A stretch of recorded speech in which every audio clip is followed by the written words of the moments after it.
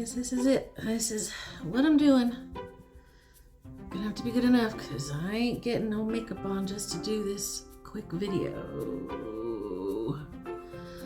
Alright, sorry. Chapstick because I'm obsessed. Alright. Hi everyone, I'm April and you're watching The Tangled Cat Speaks. This is going to be both a book and craft edition. I didn't get a whole lot of anything done because I was in the middle of packing and cleaning out my old place, moving to my new place, unpacking, trying to set up my books, trying to set up where I want my yarn, and it's a lot of stuff. And then in the middle of all of that, I went to a concert, a Stray Kids concert. I just got out of the shower, so yeah, I'm looking a little crazy. But I didn't have a whole lot of time to read, so let me go ahead and reintroduce myself in case you really want to know what this whole mess is about. I am April, and this is me now coming from Albuquerque. It used to be Rio Rancho. I am now in Albuquerque. I'm in a smaller place, so I've had a heck of a time trying to downsize while I was packing. And now that I'm unpacking, I'm trying to figure out, of the things, particularly books and yarn, how I'm going to set them up because I don't have as much space. So that has taken up a whole lot of time, and it's a lot. So let's go ahead and get into books first. I didn't do as many as I had wanted, but I got some done. I finished this book here by Dan Darling, Archaeopteryx. This was so good. It's got a supernatural kind of feel to it, a little bit of mysticism, I guess, maybe. I don't know. I'm not sure. But it is set in Albuquerque and surrounding areas. And it's about a guy who works at a zoo, and he basically takes care of bugs and reptiles. That he's just a keeper. He's not like a scientist or anything. And then thousands of birds in one single day just dropped out of the sky in the bosque area. And so that's the whole, what happened, and he's got friends who are scientists that work at the zoo, as well as I can't remember where the other friend is from. Now this guy is very much a loner because he's got some form of gigantism, so he's very big. He's like 8 feet, and he doesn't like to be around people because they stare, or they're afraid of him. And yet, for some reason, they're interested in his opinion about what is going on with the animals. It ends up, there's a whole lot of conspiracies going on, and I don't even know how to explain it, but I had such a good time with it. And I am so bummed because it ended on such a good kind of I guess you could call it a cliffhanger. The problem is the other 2 books in this trilogy do not exist, and I haven't been able to find anything else about them. I've been to the author's website. I've been to the publishing website. There isn't anything more about this story, and I am so bummed because I very, very much enjoyed this book. On the website, I did reach out to the author through the messaging, whatever, on his site. And he did get back to me, and he just said thank you. He didn't say anything like, oh, the next book's coming soon, nothing like that. So I don't know if this is the end. I mean, the cliffhanger that it ended on was the kind that there's those books that kind of leave things open-ended, and you kind of have to leave it up to your own imagination as to what happened. So I guess you could consider it kind of that, because a lot of things were tied up very well at the end. It's just there's this one big thing that's like, I must know more. But for the time being, I'm not going to know more. This book is going back into a little free library so somebody else could enjoy it. I had lots and lots of fun with it. I did get these 2 books done. I don't know if I mentioned this one the last time, but it's the English Breakfast Murder, and then I did finish the Jasmine Moon Murder as part of the Indigo Tea Shop Mysteries by Laura Childs. And right now I am in the middle, literally the very middle of Chamomile Morning.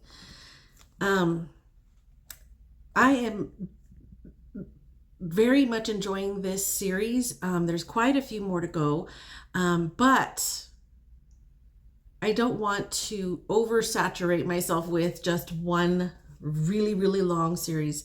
So I do want to break it up. The last time that I spoke with you all, I did talk about this book and wanting to get to that, and I haven't yet. So after I finish Chamomile Morning, I'm definitely going to go into this one, and then I think I'm going to try to pick something completely different. This is a thriller, and these are cozy mysteries. I think I want to go into a whole different other genre. I don't know if I want to do just like general literary fiction, or if I want to do maybe nonfiction, but I do want to do something completely different, maybe even a young adult. I don't know, but something very, very different than what I've been reading, just sort of as a palate cleanser, and then I will get back to this series. And now what I have also gotten into this past week or so, I've been wanting to read it all of May, but it just didn't happen because of everything that's going on, is this manga by Junji Ito. It is a horror manga called Tomi.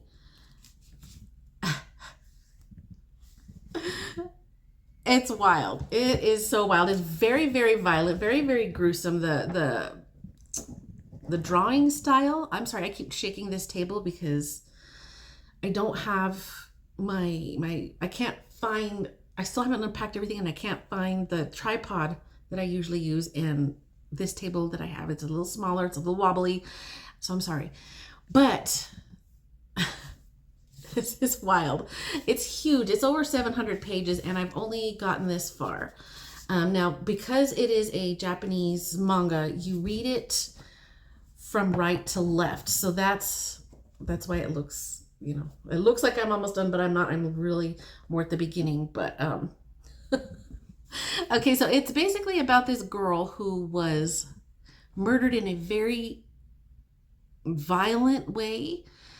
She's a teenager. She's in high school, and she's murdered, and they cover it up. Like, she's literally butchered. They cover it up. I want to say, I think they were on like a school camping outing kind of thing, and I don't remember what caused it, why they chose to do this, but they literally chopped her up. Students and teachers, they kind of just went crazy, and they all just pitched in and just chopped her up into little pieces. And so now they found her body, and then parts of her just keep regenerating, like her head, particularly her head. So this is these little short stories of how she's getting back at all of these people who murdered her. And she keeps coming back, and they're like, wait, I heard you were dead. I remember we killed you. What are you doing here? It's very creepy. And she gets these people back, but they kill her again.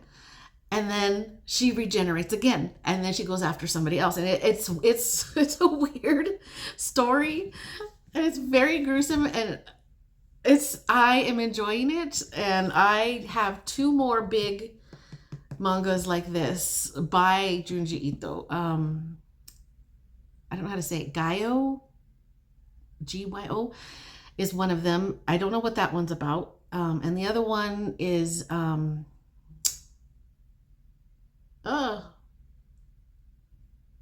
the the name just went right out of my head, but I do know that it has something to do with um, spirals, and I heard that that one is just really, really, really trippy.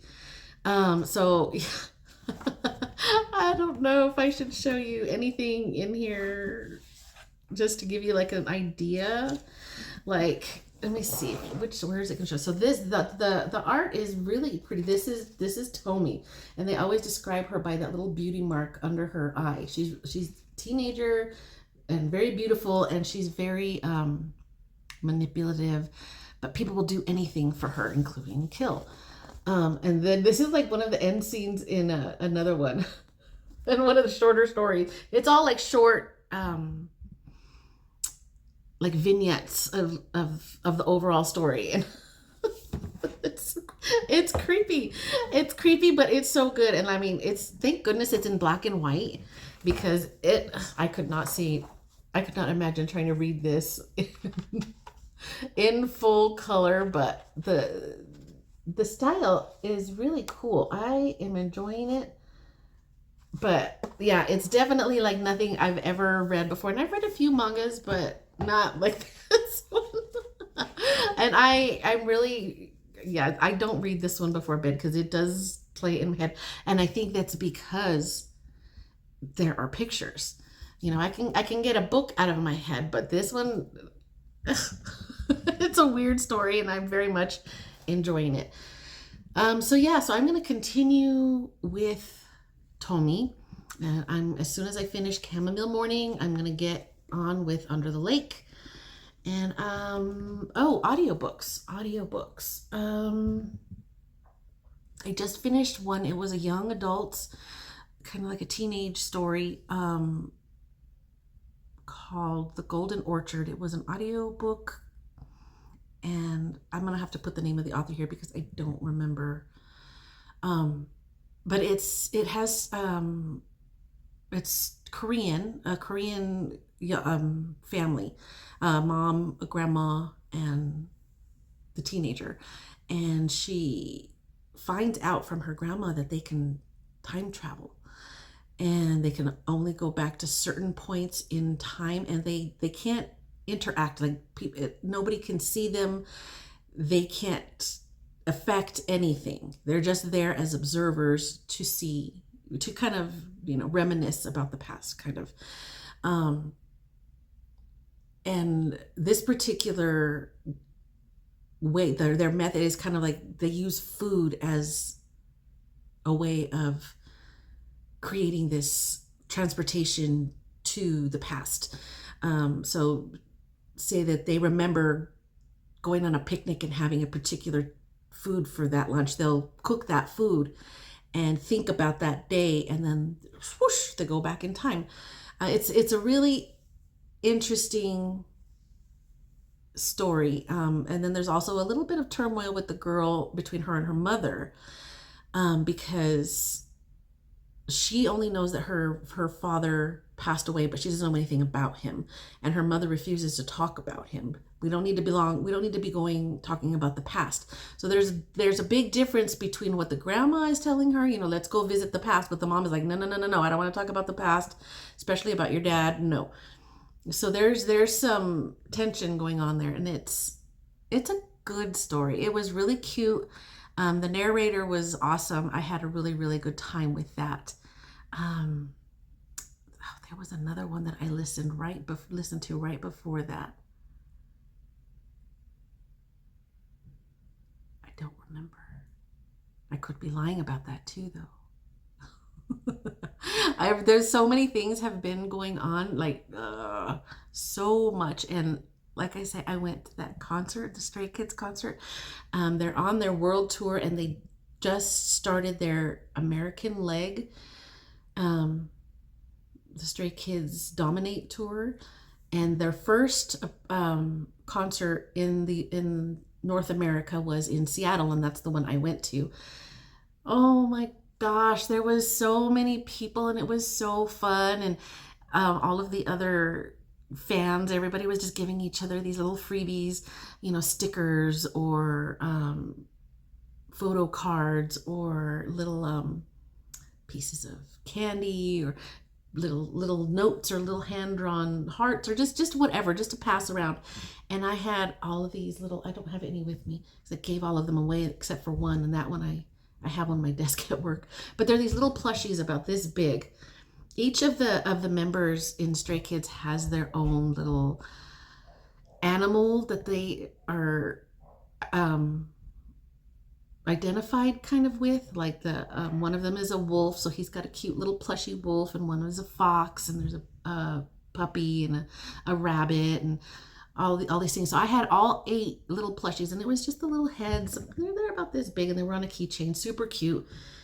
And when we first got into Seattle, my son and I, we were on the train from the airport down toward the area where our hotel is. We're on the train, and I had them all attached to my bag, all the little plushies. And this girl, I'm not sure how old she was. She was late teens, maybe early 20s, but I'm not sure. But she kind of tapped me on the shoulder, and she's like, "Can I ask who your bias is?" So she's wanting to know which one of the group, which member of Stray Kids is my favorite. So I told her, and we started talking about it, and oh, well, we're going to go to the concert. I hope to see you there, blah, blah, blah. And she mentioned to me who her bias is. So I gave her the plushie that corresponds to who her bias is. And she was so happy, and she was so nice. And I thought, oh gosh, I've always been a little bit, feeling a little bit weird because I'm in my 50s and I'm just obsessing over these mid-20 guys in this K-pop group. And I was like, oh, I just feel so awkward. I'm going to be over there with all of these young people, and they're going to just think I'm crazy for being there. But no, she was so kind, and she was so excited. We had a good time. My son and I had a good time. My son is not really into K-pop, but he went to take care of me. Went to make sure that I got everywhere that I needed. Plus, he wanted to visit Seattle again. He'd been there before, and I hadn't.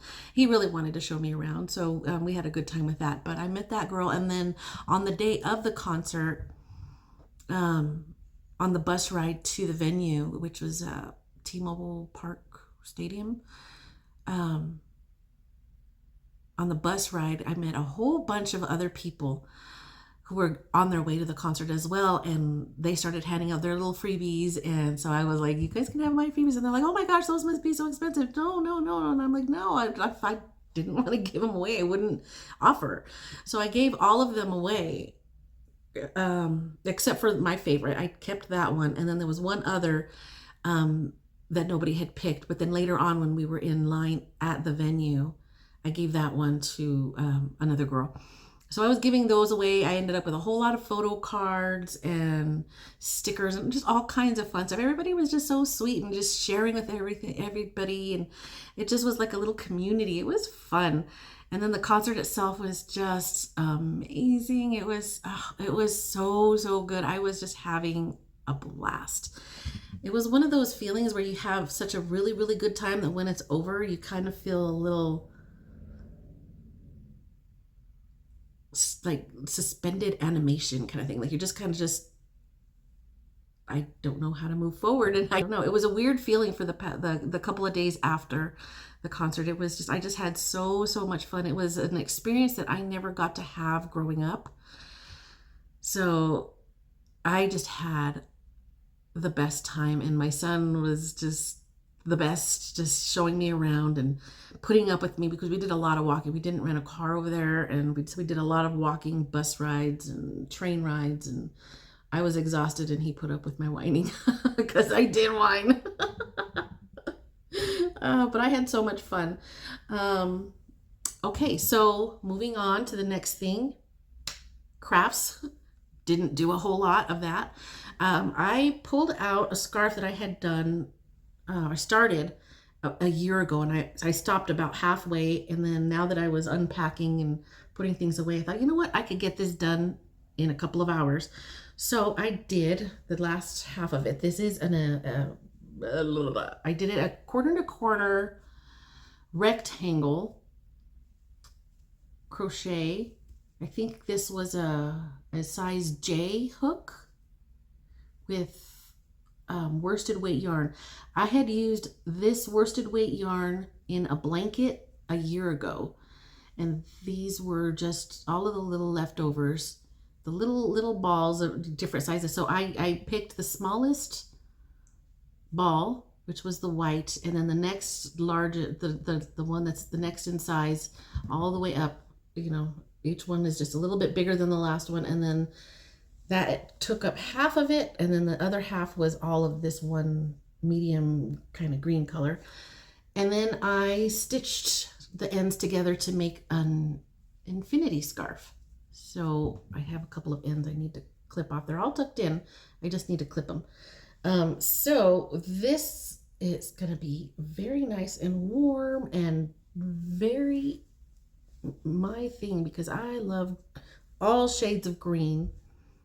And there you go. Yeah, it's too hot for it right now though. Oh, it is crazy hot. It's I think it's been in the 80s and 90s here the past couple of weeks, and oh, like even now with my hair wet and it's the evening, I'm roasting. So I finished that. It took me a couple of hours. I don't know what it was that made me pull this one out.